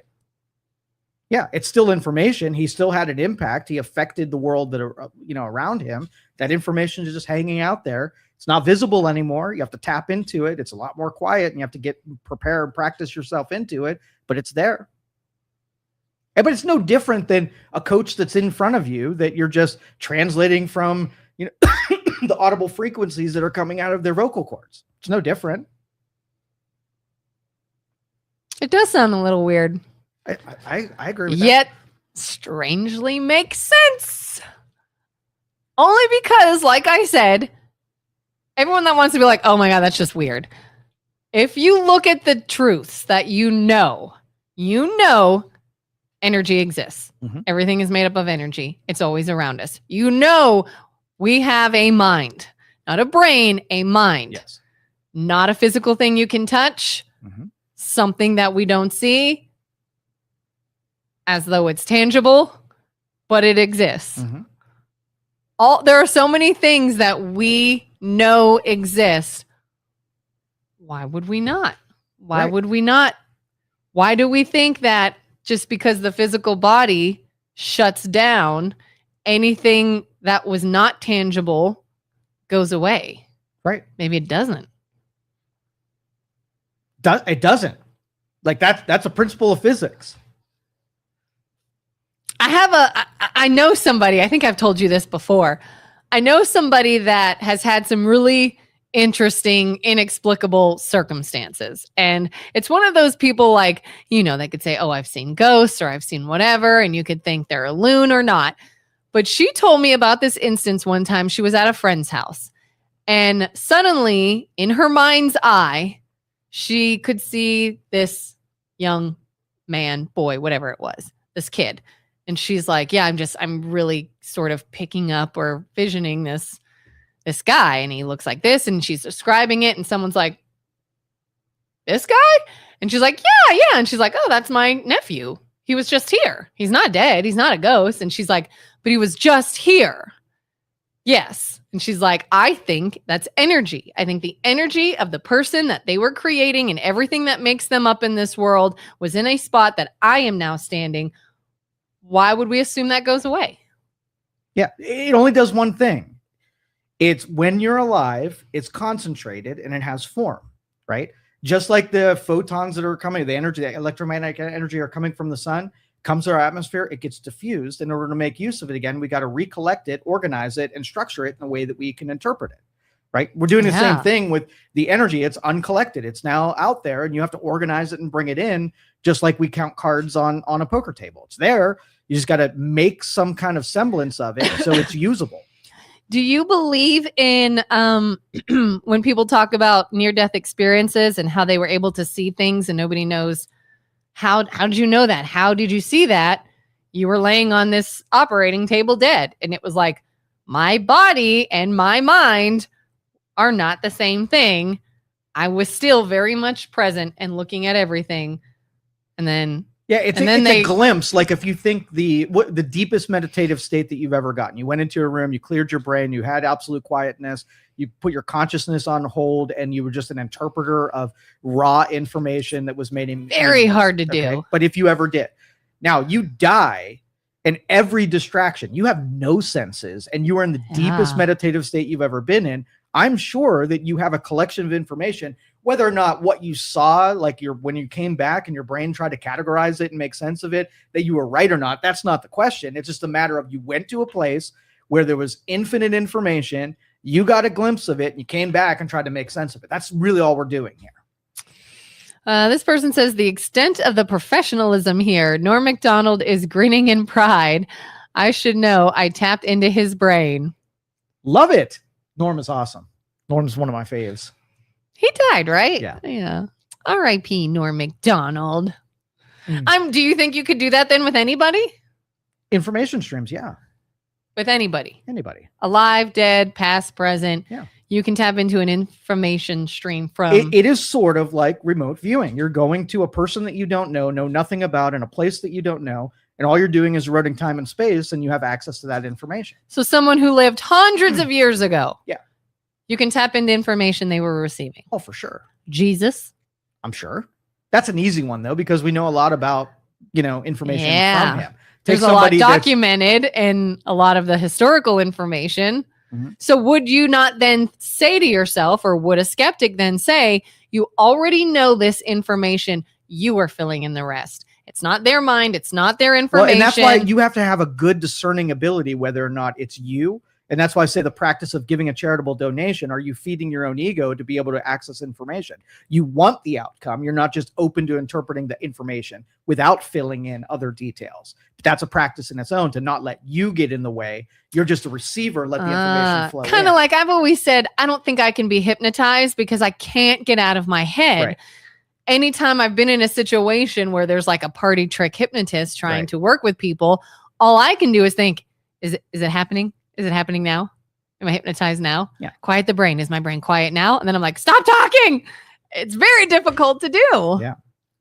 And that's a lot of people who deal in psychedelics. They're able to quell ego and create a different channel for what's them and what's just an interpretation of data. But anybody who's not gone through a psychedelic experience doesn't know the differentiation between those two. What separates you from yourself, your ego, the center of what it is your humanity is, and the more primitive version that's just a collector, a receiver, an antenna for raw information, and you without don't having think a hand in it. The only information you're receiving is a piece of your brain malfunctioning or dying or frying or being altered in some way, and that's why you've got different information. Like noise. I'm sure there's noise in there. If you take a psychedelic and it physically alters something in your brain, you're now going to perceive something maybe in another way.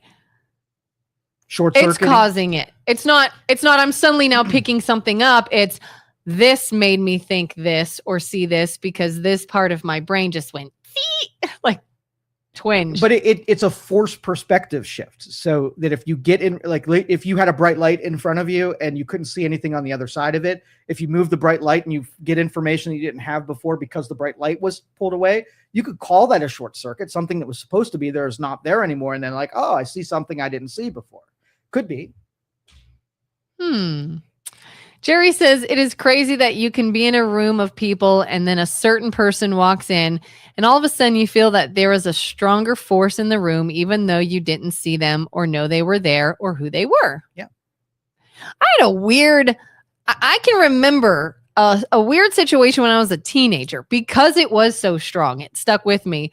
I was on the computer in our living room and I'm like chatting on like Instant Messenger and AOL and all that fun stuff. And I get the strongest sense that someone's behind me. And I immediately went, it's one of my brothers. My brother's coming to sneak up on me. They're trying to scare me because I could feel it. And I didn't look away because I didn't want to ruin it. And I just finally go, I know you're there out loud. Like, you're not scaring me. And I turned around. Nobody was in the room. Nobody was even on the same floor as me. There wasn't anyone there. There was not someone there. Mm-hmm. And I was so freaked out because everything in me felt that when you feel someone walk up behind you, you know it. And I literally out loud talked to my brother who I thought was going to be right behind me doing this. You're not going to scare me. And I turned around and nobody. What happened there?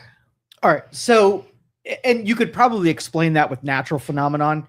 Like, you ever walk into like a house that was built in the 1900s and they don't have the proper shielding that we have in electricity today. You walk in the basement, you stand right under a junction box where there's bare wires and there's a 110 line over your head, right? And you feel that radiating energy, because if you could see, you see visible, but what about the things that are not visible? If you saw the waves that were emanating from Wi-Fi and unshielded electricity, I mean, we're bathed in all of this stuff. Yeah. And then you have natural phenomena like the sun belches out a bunch of extra energy that changes, what's overhead and, you know what I mean, how much radiation you're being exposed to. And then you have did you see that I think the 6th, the polarization, the north and south, I think it's 200 to 300,000 years, the poles shift and north becomes south and south becomes north. I've heard of this. Right. And so the shielding that goes around the earth swaps. And my kid insists that this is a very quick maneuver. Within a week or two, you can have a complete polar shift and then, you go into another cycle. I think it's gradually over time, these things shift. And being that one hasn't happened in our lifetime, we're going to either be proven right or proven wrong. But when the people who measure this see that there's some activity where we're having the beginnings of a shift, what life is going to be like and how we're going to be affected if what we're used to being bathed in has an opposite, like, you pull out your compass and north no longer points north, it points south kind of thing. And so, yeah, we're probably in the midst of a polar shift where what we're bathed in normally completely changes to an irregular upside down type of environment. And what that's going to be so like. Intense. Yeah. How long ago was the last time this happened? I think 750,000 years ago is what they say the last polar shift happened. So we're a couple 100,000 years overdue for it. Did anyone document it when it happened? 750,000. Yeah, they posted. My brain went to 750. They went to Discord and they dropped all of the data. 750 is not that long, and then my brain caught up and went 1,000. Yes, so it will be. I believe that it will be a completely new environment, and we'll have, our brains will operate different. Transmissions will happen different. It'll be a juxtaposed flippage of what we're used to perceptually. Like, I don't think we're going to think any differently, but I think our environments will be completely different. That would be interesting to see what changes. I mean, some people think the whole like headache migraine thing is pressures and changes and things in the atmosphere and around us. And So if you have a total polar shift, what the heck is that going to do? Right. I'd like to see like the Faraday cage for all energies, like kept on the outside and be able to ground. Like Nikola Tesla lived in a Faraday cage, his whole life because he was working with high energy, high electricity. So he understood it pretty well. But what if you could go to a room that had zero electromagnetic activity, zero energy activity? You weren't, you put an incandescent bulb or LED bulb and you're emitting those energies. What if you could just go to a standard zero room where there was no energies? I mean, you would die because thermal is energy and whatever. So you'd go to absolute zero and you'd be dead in a couple seconds. But I wonder what it would be like, what your feelings would be different when there's nothing emanating around you. Well, have you heard about them studying people in Faraday cages and their emotions? You ever heard of that? Mm-mm. There's a guy I saw. I don't know if this is a different kind, because like you said, it's not like they were void of all energy, but they have put people in Faraday cages and measured their emotions. Like you can measure it. If they went in angry, happy, sad, joyful, whatever, they can get actual data that measures what is coming off of them in that mental state and how it changes when the mental state changes. And so if I want you to feel uneasy and I walk you into a 1900s room and I could put you under that thing, I've created an environment where I can elicit a response from your brain by changing the atmosphere or the what the energy would be in that room. If it's controllable, how many factors on the outside that you're just not taking into consideration? When you're having a bad day, maybe it's not something you're doing internally. You're just in an environment where that energy is different than what you're normally experiencing.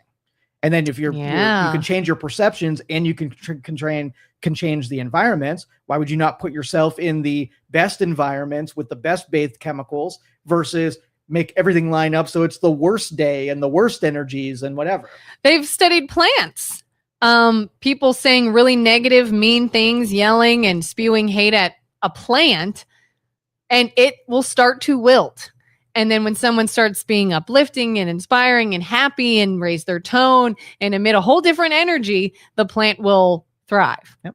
Like they've measured this. It's a real thing. But it's not the words that you are using. It doesn't understand the mean words at all. And it understands positive and negative energy. Does not.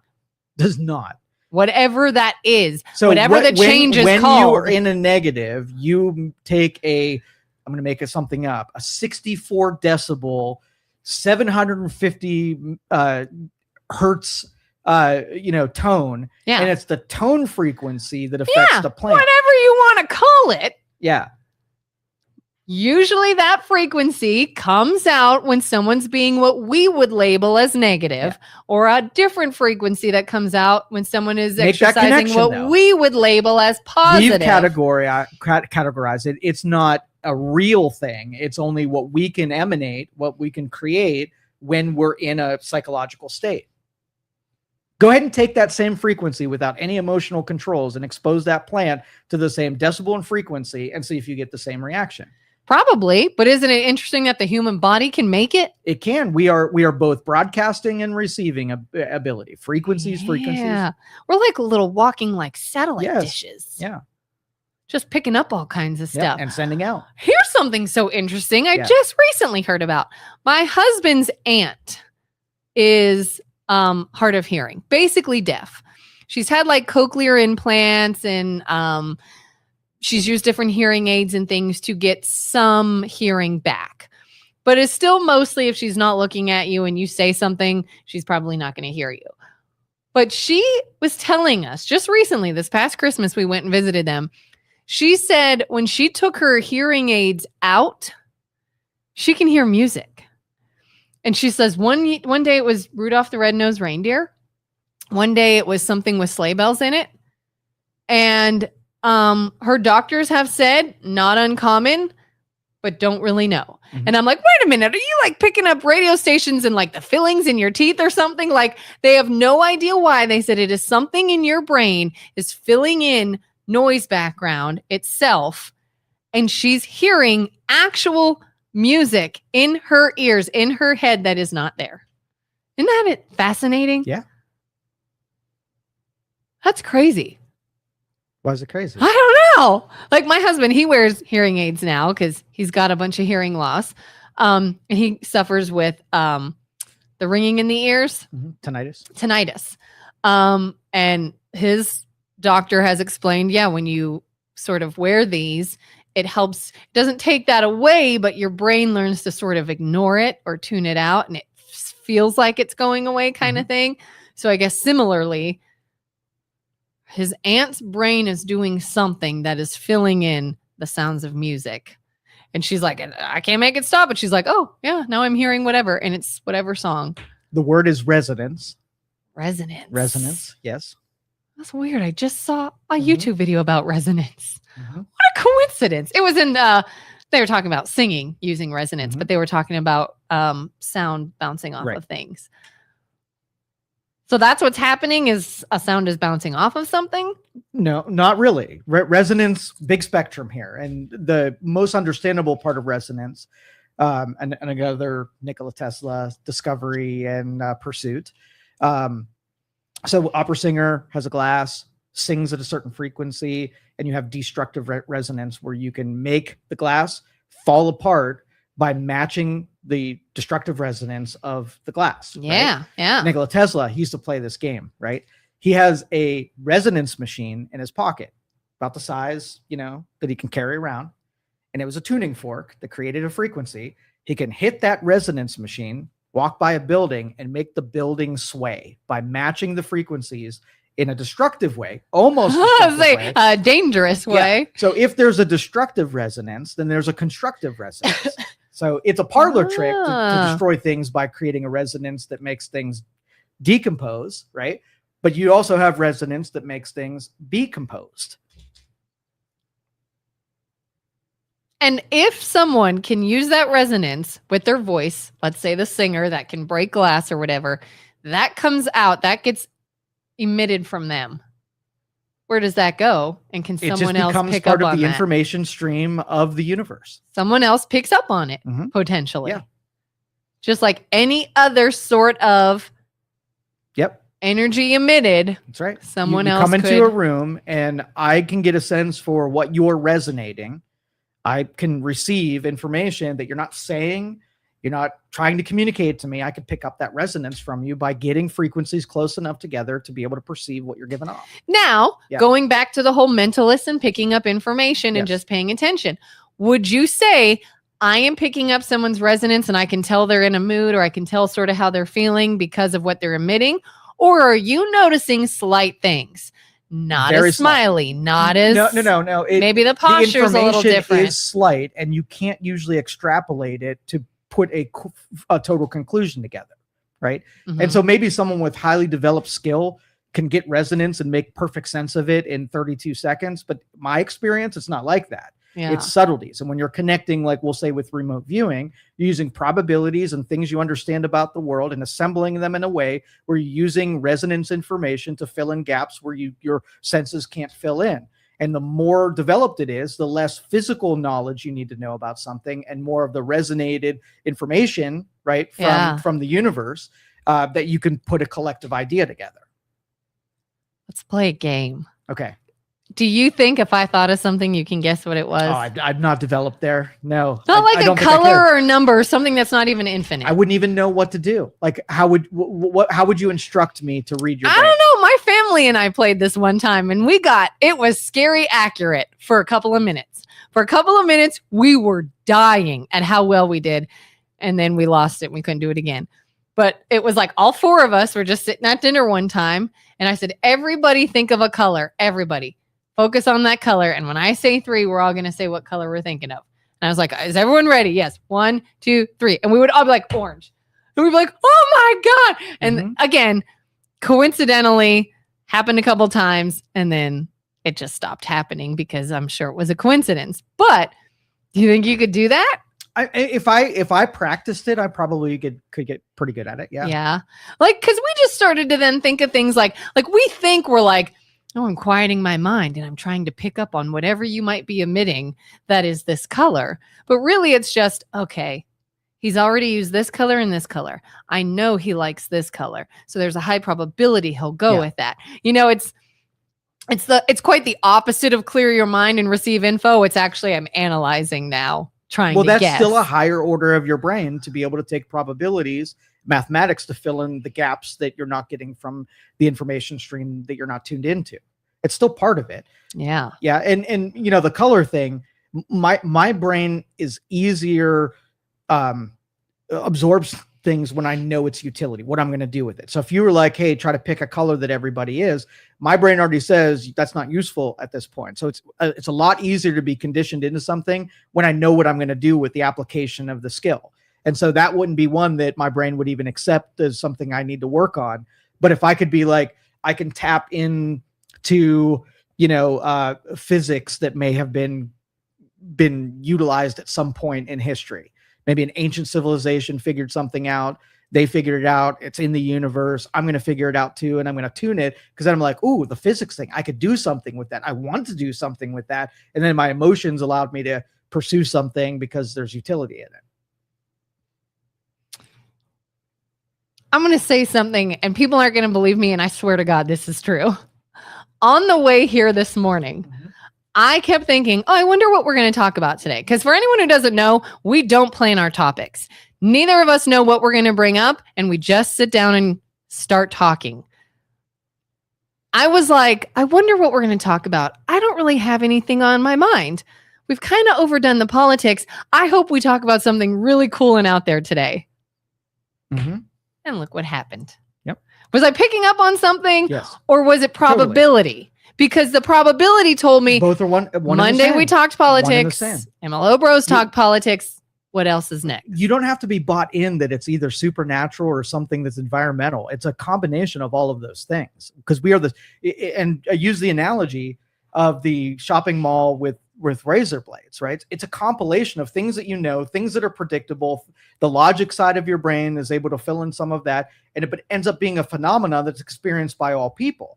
So our uniqueness and our predictability, I think we're far more predictable, whether or not you're talking about an ancient Mayan culture and where they were at. Like, we think we're unique and we're nothing like the Mayans, but I bet you they were contemplating and trying to figure out the same things that we are right now, just in a different avenue. And the information that they had is way more valuable than a person that is much more like me, because we have access to the same information. We probably went down the same avenues. They might have paths that we never even thought to go down. So that's more valuable to me. So I would want to connect with Mayans way more than, you know, early 1900s scientists. Huh. Emmanuel says, me and my fiance have times where we say the exact same thing or sentence at the same time mid-conversation. I'm not sure if our mind's picking up something or if it's because we are together so much to where we pick up the same dialogue.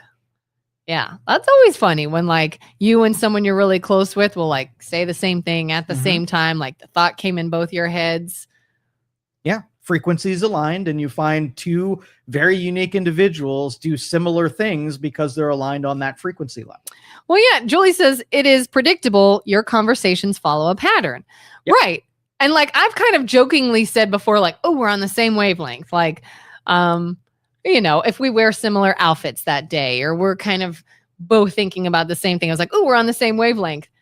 Is there truth to that? Or is there just, again, I know we do this, so most likely we'll do this. Yes. And maybe we'll, you know, it makes sense to progress in that way. Yeah, it wouldn't be popular to say that you're predictable and the outcomes, I can create the circumstances that make you do something, right? But it is true.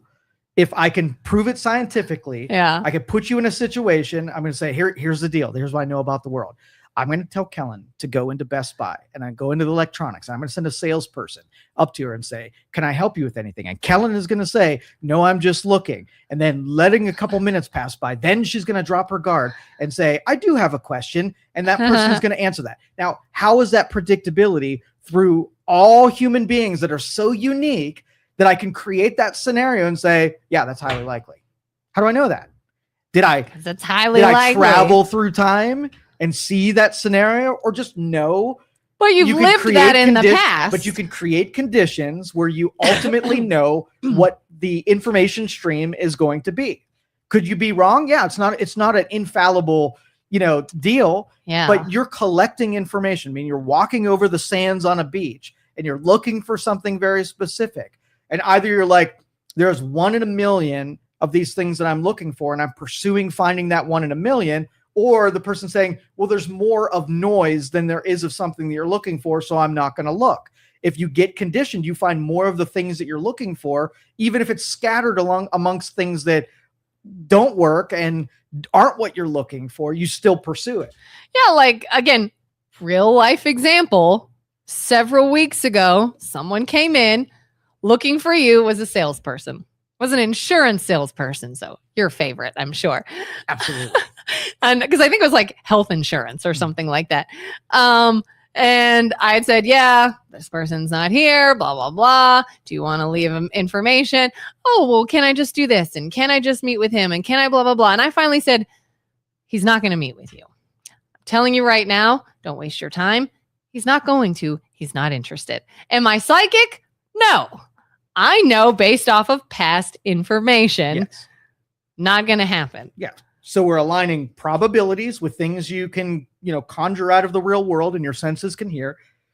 Supernatural, where the information that you don't have direct access to, and you layer those and have an understanding about things by using both, not one, not the other. And I know people who are literalists who will only take concrete things and they believe in nothing supernatural. And I know people that love the supernatural and they'll only do supernatural. I'm going to have a good day today because of Jupiter is aligned with Mercury whatever.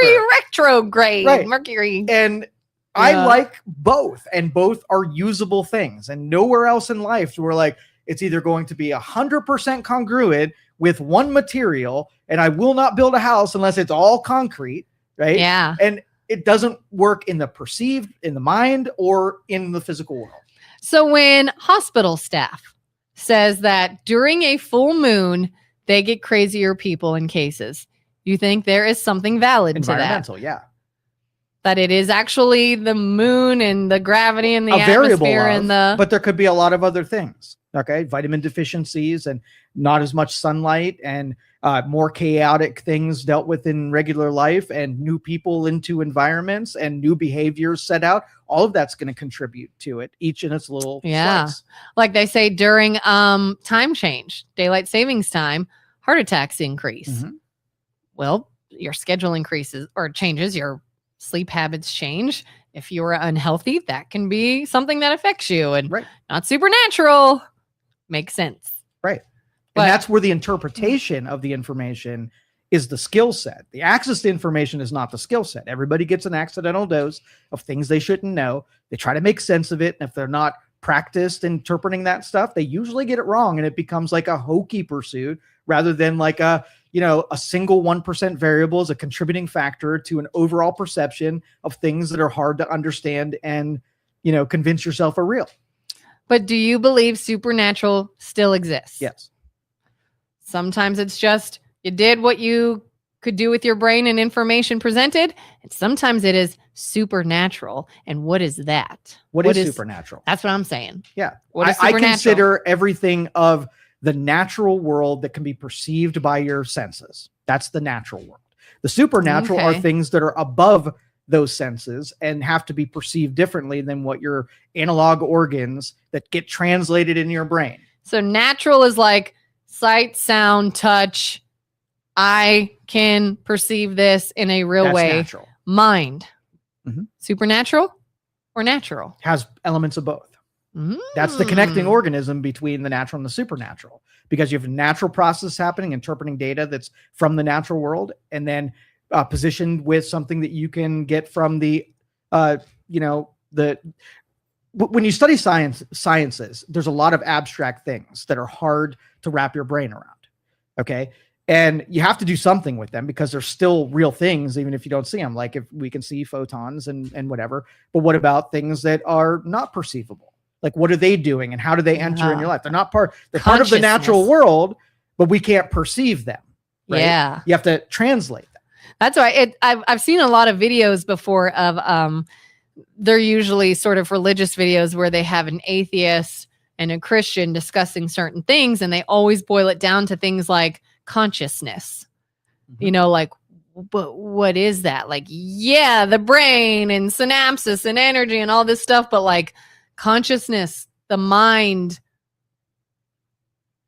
did they say love was one or something? Beauty, the idea of beauty, like, and why is that a perceived thing? You can't really touch or say what beauty is, but yet we all know what it is, kind of thing. Like it's really interesting to think about that, and they sort of go at it from a natural versus supernatural perspective.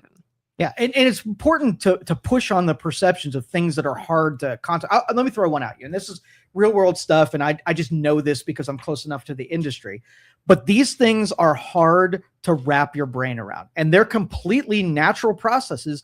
They're just hard to fathom. Yeah. Okay, so in the computer industry, we have microchips, things that are really small. When I say like you have 1 trillion resistors on this thing that's 1 by 1, right? Yeah. It's hard to picture that something was built with 1 trillion resistors on here. How did you even do that, right? That's imperceivably small. I can't even contemplate that. So I'm like, okay, well, how do they do it? I want to know. It's really small. Do you have some guy with a really small soldering iron that put each other? No, we didn't do that. So what do? We use things that are even harder to perceive. We use lithography, right? And that's using, you know how like you do t-shirts and you put some kind of material on a silk screen, you expose it to light, and then you have parts of it that can be washed away and parts of it being solid. That's how lithography works in printing t-shirts. But that is one level, right? And it's completely understandable. We're using photons to be able to superimpose an image on a t-shirt, and then we can get a wearable t-shirt. Well, on computer chips, we're using the same principle. We're exposing a material to light, which then imprints the circuitry on a silicon layer, right? So how do you do this? How do you make something small where 1 trillion things can be situated on a 1 by 1? Okay, let me give you the process. Wrap your brain around this one. Okay. So we are printing in 2 nanometers segment. And if I don't know what that is. It's very, very, very, very small. Nanometer is a unit of measurement? A unit of measurement, yeah. As in like length, like inches, miles, nanometers. Very, very, very, very small. Ooh, okay. Okay, so here's what BJ says we got 5 minutes. Okay, I'll do this very quickly. Okay. So here's how they figured out to do it, right? So take like a pipette, right, and fill it with tin. And you're going to get these tin droplets to drop down through this machine. Really, really small droplets, okay? You can mess with how often they drop or how the little droplets hit the bottom. So you got these bubbles of tin dropping through this machine, okay? Now you take a laser, a really small laser, and you target these tin drops as they're following. The laser shoots at the tin droplet, flattens it, and then shoots again, and it heats it up and makes it ready to explode. And it hits a third time, right? And it explodes. And when it explodes, it creates a little bit of a reaction that throws a photon in one direction. The photon bounces off 7 mirrors, right? And gets then it gets exposed on the lithography. Okay. So as an engineer, what I want you to do is I'm going to drop a liquid. I want you to take a laser, shine it or aim it towards a little tin droplet, hit it 3 times consecutively, so enough so that it explodes. It creates a photon that bounces a bunch of mirrors and then impresses it on a silicon slab, right? In midair. In midair. And guess how many times a second these things are hit 3 times? I don't know. 50,000 times per second. These little tin particles, little tin droplets, are hit with a laser 3 consecutive times to emit a photon to do the lithography on the silicon wafer. All right. Hard to wrap your brain around how, right? Escapes the mind, right? But that's taking on a quantum, on a small, atomic level, and we're doing things that are imperceivable by most people. Inconceivable. And how did someone find out this could be done? Right. So these guys over here take things that are even hard to describe to you. And think about the guy who was working on it, right? That has to say at your pitch deck in front of we're going to take a tin droplet. We're going to shoot it 50,000 times or shoot 50,000 different droplets per second, right? And emit a photon and make a computer chip. Let's go. And do you think they knew this because they tapped into the minds of their past scientists? Maybe. I want to be there, though. I want to be on those brilliant mind, cutting edge of, this abstract thinking, and then make it a reality in the real world. Anyway, we're out of time, everybody. Wow, you're welcome, everyone. Yes, blow your mind. A little bit different of a show today, and I appreciate all you listening. All right, take care. Thank you for listening to this show on Youngstown Studio. This is original Youngstown content. Feel free to share our videos and tell your friends about us. Don't forget to subscribe to our YouTube channel and follow us on Facebook.